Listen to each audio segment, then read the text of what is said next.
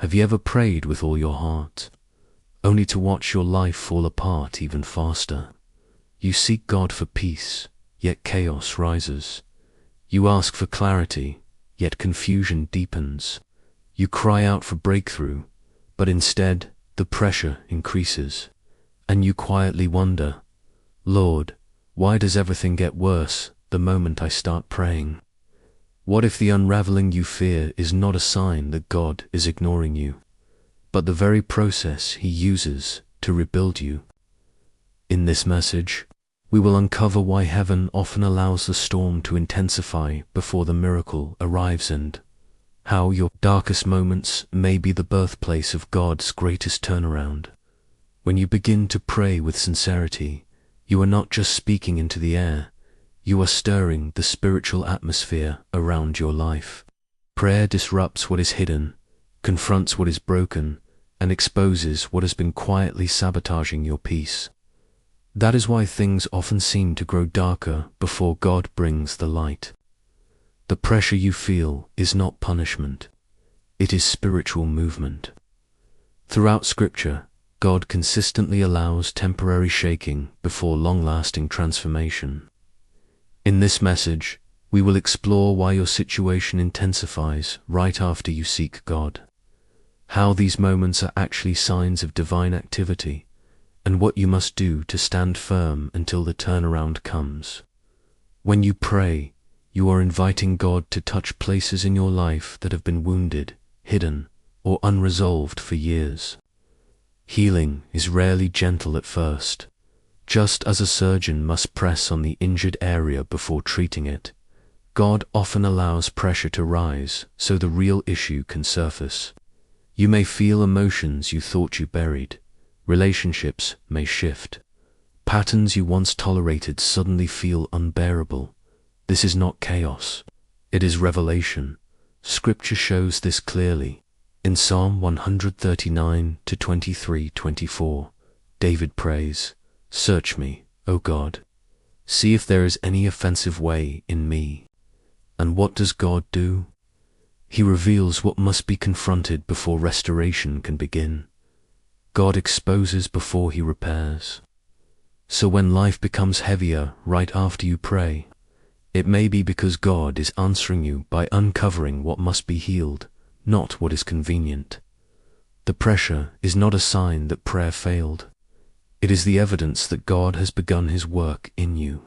Sometimes, when you begin to pray, life feels like it sinks into deeper darkness, not because God has withdrawn, but because His light is exposing everything that was already there. Darkness always appears thicker when a new light enters the room. It shows the dust, the shadows, and the cracks that you never noticed before. Prayer does the same to your soul. This is why the Israelites, right before their deliverance from Egypt, experienced the harshest oppression they had ever faced. Exodus tells us that Pharaoh increased their burdens after Moses prayed and declared God's promise. It looked like God had made things worse, but in reality, the tightening was the final stage before breakthrough. And in Psalm 32:5, the word reminds you, "Weeping may endure for a night, but joy comes in the morning." Night is often darkest just before dawn. So if your situation seems to collapse right after you start seeking God, it may not be failure, it may be spiritual dawn approaching. The darkness is not winning, it is retreating.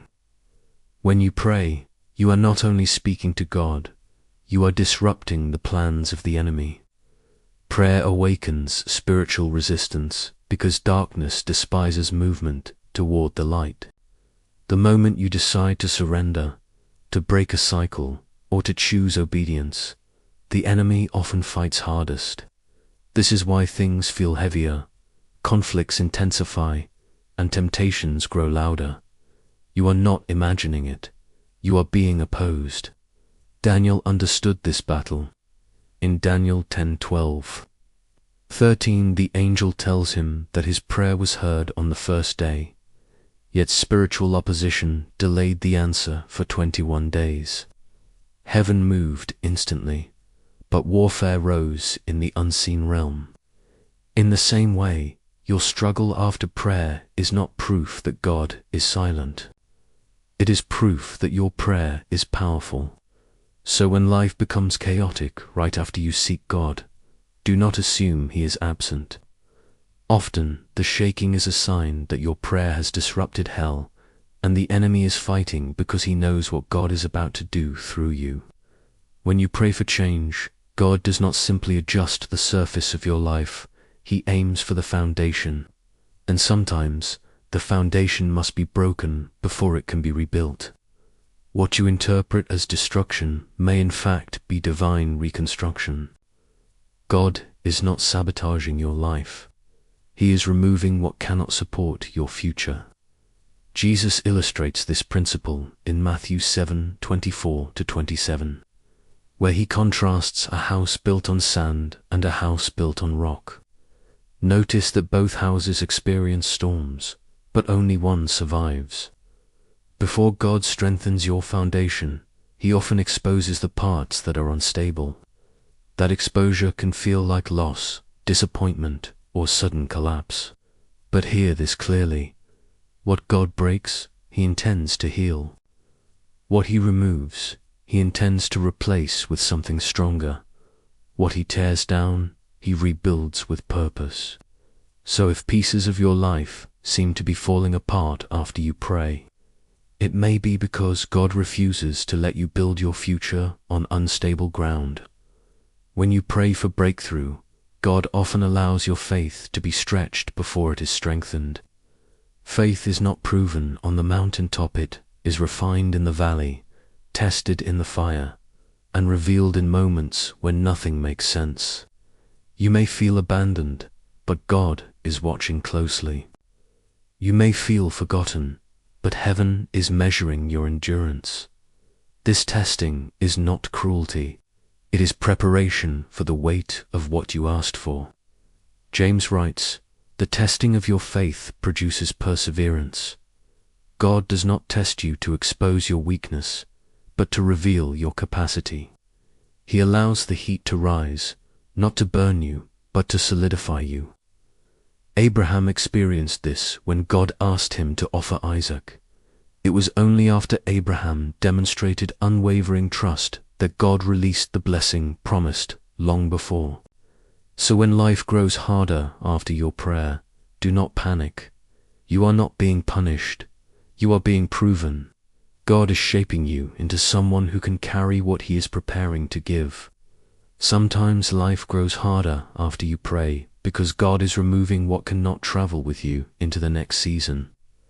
Prayer invites God to elevate you, but elevation always requires separation. There are habits, relationships, mindsets, and even opportunities that look harmless, yet they would crush you if God allowed them to remain. So He begins to peel them away, sometimes painfully, sometimes abruptly, always purposefully. Jesus teaches in John 15:2, "Every branch that bears fruit He prunes, so that it may bear more fruit." Pruning is never comfortable. It feels like loss, like restriction, like something is being taken from you. But pruning is not punishment, it is preparation.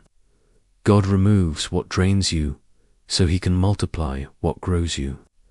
You may not understand why certain people drift away, why certain plans collapse, or why certain desires suddenly lose their grip on your heart. But God sees the future you cannot. He knows what will hinder your destiny, and in His mercy, He removes it before it can remove you. So when prayer seems to trigger painful separation, remember, God is clearing the path for your next miracle. When everything begins to collapse after you pray, it may be because God is moving pieces you cannot see. What feels like falling apart is often divine repositioning. Throughout Scripture, God lets circumstances tighten just before He flips them. He waits until the moment when you know you cannot save yourself, so that when the breakthrough comes, you will never doubt where it came from. Consider the story of Lazarus in John 11. Jesus intentionally delayed his arrival. He allowed the situation to worsen, not out of neglect, but so that God's glory could be revealed in a far greater way. The miracle was not merely healing, it was resurrection. Sometimes God allows things to die so he can raise them in a form you never expected. Your frustration is real. Your tears matter. But they are not the end. They are the threshold. If things are getting worse, it may be a sign that God is closer than ever to turning everything around. Divine reversals often begin with divine disruptions.